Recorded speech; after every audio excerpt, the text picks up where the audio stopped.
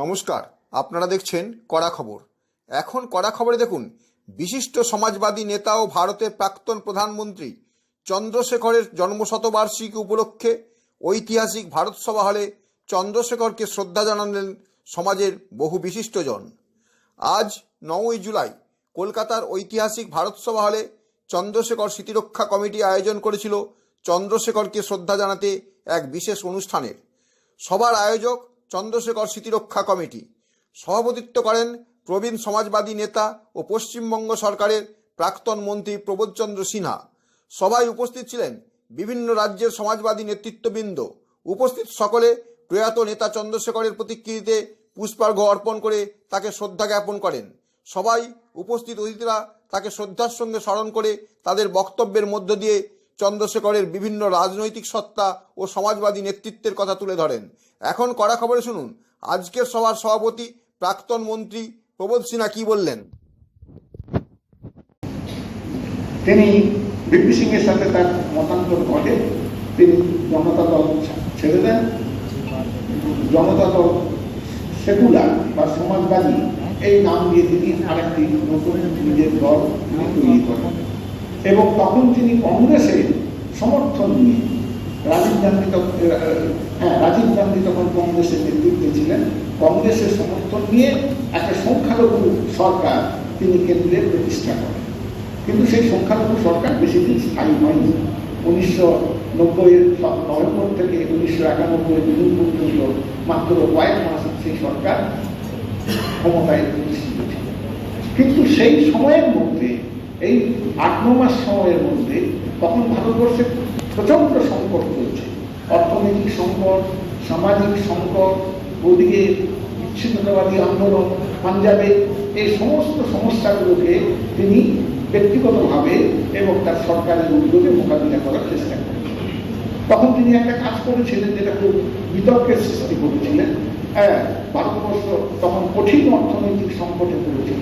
বিশ্বব্যাংক, আন্তর্জাতিক অর্থভান্ডার তারা কোনো ভারতবর্ষকে অর্থনৈতিক সাহায্য করার জন্য চেষ্টা করেনি।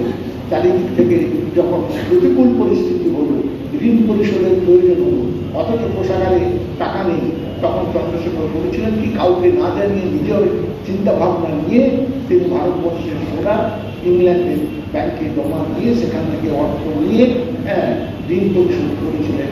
এই একটা অসীম সাহসিকতার কাজ তিনি করেছিলেন। চন্দ্রশেখরের জন্মশতবার্ষিকী উদযাপন উপলক্ষে আয়োজক সংস্থার পক্ষে কি জানালেন বিশিষ্ট সমাজবাদী নেতা অমিতাভ দত্ত, তাই শুনুন এখন। देखिए, चंद्रशेखर जी केवल हमारा बड़े नेता नहीं थे, देश का बड़े नेता नहीं थे, देश का पूर्व प्रधानमंत्री भी नहीं थे। वो एक बड़ा आदर्श अगले पीढ़ी के लोग जिसको देख के आगे बढ़ सकते हैं। आज जो राजनीति, सत्ता गई तो पार्टी भी गई, सत्ता गई तो लोग भी भागे। तो आज कौन किसके साथ है, किस हद तक, कितने दूर है, क्यों नहीं है? आइडियोलॉजी नहीं है। बिना आइडियोलॉजी का पार्टी बनता है, मुद्दे के ऊपर बनता है, मुद्दे खत्म, पार्टी भी खत्म। इंसान मरता नहीं। स्वामी विवेकानंद ने कहा था, अगर आप गायन करते हुए हिमालय के गह्वर में कहाँ मर जाते हो तो आप सोचो आप मरते नहीं हो। तो चिंता आते हैं, सोच जो है, विचार जो है वो समाज में आए। अच्छा, दुख की बात यही है, आज शायद हम सुभाष चंद्र बोस के साथ लड़ने का काम कर रहे हैं, शायद हम बंगाली हो, वो सफेद की बात। और नीरज चौधरी का नाम शायद आप सुने हो, तो एक बात बोले थे, बंगाली जो है ना वो आत्मघाती जाति है, आत्महननकारी जाति है और आत्मविस्मृति की जाति है। खुद को नहीं समझ। अच्छा, क्या कारण लग रहा है कि आप आज के जो मंच पे बोला जा रहा है कि समाजवाद जो विभाजन में चला जा रहा है, आपका जो भी लॉ एंड ऑर्डर जिस तरह से आप देख रहे हैं कि टेलीग्राफ का दिखाया गया बार के बारे में, लेकिन जहां पर वर्तमान में सरकार है वो बोली है कि हम जब भी सरकार में आएंगे तो तुरंत एक्शन होगा, और हुआ भी उसी तरह से। इसे कैसे देख रहे हैं? देखिए, वो बात मैं कहना चाहता हूँ, ये अच्छा मतलब इसका कोई राजनीतिक बात नहीं है। बच्चे बच्चे इंटरनेट में भी जान जाते हैं।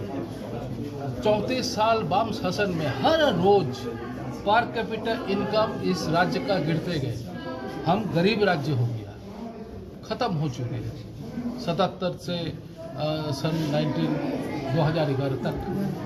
उसके बाद लूटमारी हुआ है राज्य में, पूरा लूटमार पिछले 15 साल।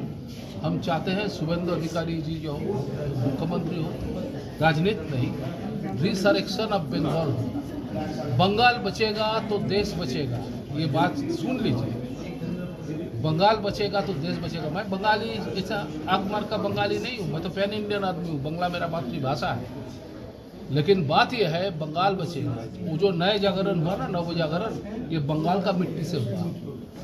आज आप यूपाइजेशन अगर बंगाल हो, गुजराटाइजेशन अब बंगाल हो, अब ये सब होते गए ना, जो बुलडोजर हो या शुभेंदु अधिकारी बंगाल को आगे बढ़ाए। हम चाहते हैं कानून का शासन हो, कानून यहाँ लागू हो। बाकी जो है आगे बढ़िए और इस परिस्थिति से राज्य को आगे निकालिए। আজকের সভায় উপস্থিত অন্যান্যরা কে কি বললেন তাই শোনাবো এবার। बात बहुत कम समय में रख देता हूँ। सम्मानित साथियों, कल पूरे देश में माननीय चंद्रशेखर जी की पुण्यतिथि मनाई गई। बहुत सारे कार्यक्रम देश भर में हुए। हम लोग आज जन शताब्दी समारोह समिति की ओर से जो संयोजक हैं, हमारे पिछले 4 दशकों के प्रिय मित्र और साथी अमिताभ दत्ता जी, उनके नेतृत्व में हम ये कार्यक्रम कर रहे हैं। मुझे इस बात की खुशी है कि ये जो दौर है राजनीति का, वो अवसरवादिता का दौर है। आप किसको किस पार्टी से विधायक बनाओगे और वो किस पार्टी में चला जाएगा, किस पार्टी से सांसद बनाओगे वो किस पार्टी में चला जाएगा, डर के चला जाएगा, पिट के चला जाएगा, खरीदे जाने पर चला जाएगा, इसकी कोई गारंटी नहीं है। मैं देना चाहता हूं जो चंद्रशेखर जी को समर्पित है।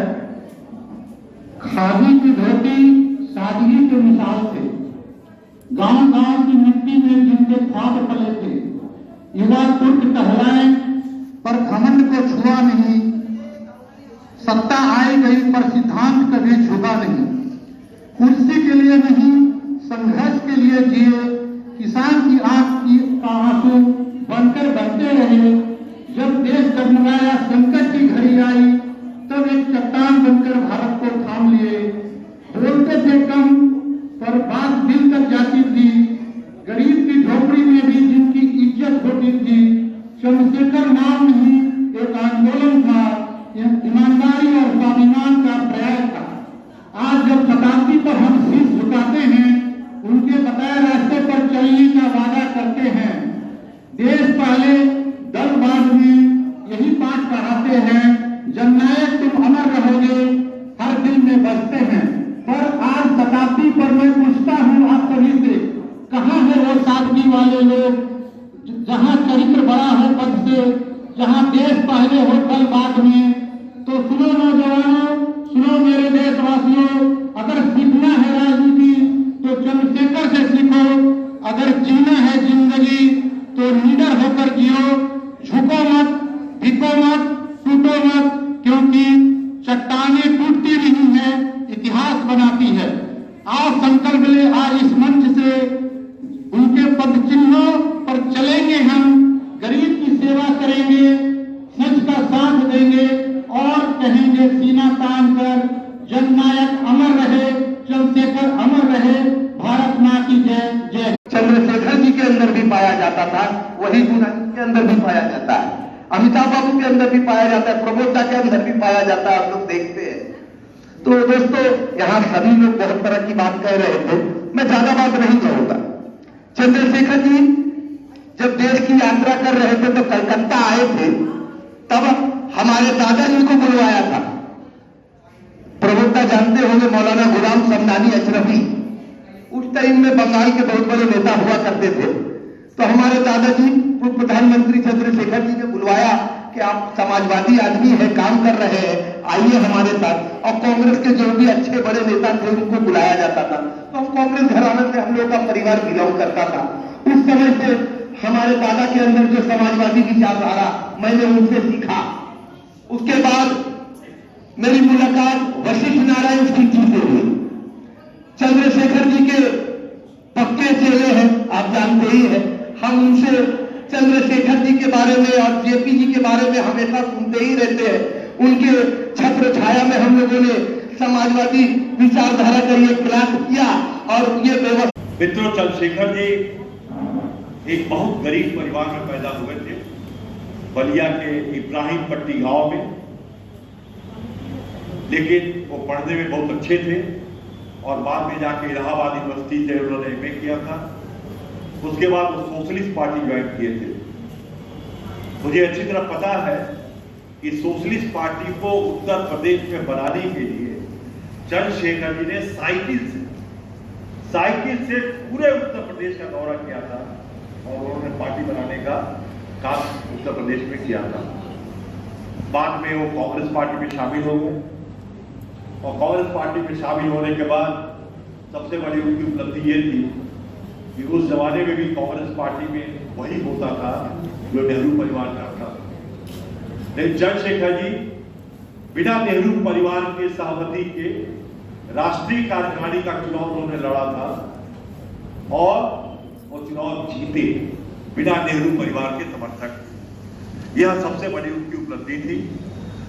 और एक बार कहा जाता है कि इंदिरा गांधी ने चंद्रशेखर जी को बुलाया और पूछा कि चंद्रशेखर जी, आप तो बहुत बड़े नेता हैं, आप कांग्रेस पार्टी में क्यों आए? तो चंद्रशेखर जी ने कहा कि मैं इस देश में समाजवाद लाना चाहता हूं। इस देश की सबसे बड़ी पार्टी कांग्रेस पार्टी है और बिना पार्टियों के कोई नीति परिवर्तन नहीं हो सकता है। इसलिए मैं कांग्रेस पार्टी में आया हूं कि मैं देश में समाजवाद ला सकूं। চন্দ্রশেখর জি সম্পর্কে আপনারা যা জানেন তার চেয়ে অনেক বেশি কিছু আমি জানি না। তার ব্যক্তিগত জীবন এসব আমার বেশিটাই খবরের কাগজ থেকে জানা, রাজনীতি করতে এসে জানা রাজনৈতিক কর্মী হিসেবে। তখন ওরা, আমি যখন রাজনৈতিক কর্মী তখন ওরা অনেক বড় নেতা, জাতীয় নেতা, দেশের নেতা। ফলে সেই দূরের থেকে যতটা জানা যায় এবং তার পরবর্তীকালে এখন আপনারা জানেন যে মোবাইল আমাদের অনেক সাহায্য করে, সেখান থেকে জানা। কিন্তু যেটা আমার কাছে সবচেয়ে আকর্ষণীয় বা আমরা যারা রাজনৈতিক কর্মী আমাদের কাছে আকর্ষণীয়, চন্দ্রশেখরজি যখন দেশে মানে প্রতিদিন যাদের একগুচ্ছ নেতার নাম আমরা জানছি, জ্যোতি বসু, বিশ্বনাথ প্রতাপ সিং, চন্দ্রশেখর, চন্দ্রবাবু নাইডু, লালু প্রসাদ যাদব, মুলায়ম সিং যাদব ইত্যাদিরা একটা বিরাট অংশের নেতৃত্ব ভারতবর্ষটা যখন একটা আরেকটা ধারার দিকে যাচ্ছে, যখন কংগ্রেসের জরুরি অবস্থা জারি হয়েছে, আমরা জানি যে কংগ্রেস এর সঙ্গে যুক্ত ছিলেন। আপনি কি আপনার খবর সরাসরি সম্প্রচার করতে চান অথবা আপনার এলাকার খবর দেখাতে চান? তাহলে যোগাযোগ করুন কৃষ্ণপ্রসাদ পাত্র, ফোন নম্বর 8622800252 অথবা 8282860856 এই নাম্বারে, অথবা অর্জুন সেন সিপিআরও, ফোন নম্বর 9433138840 এই নাম্বারে।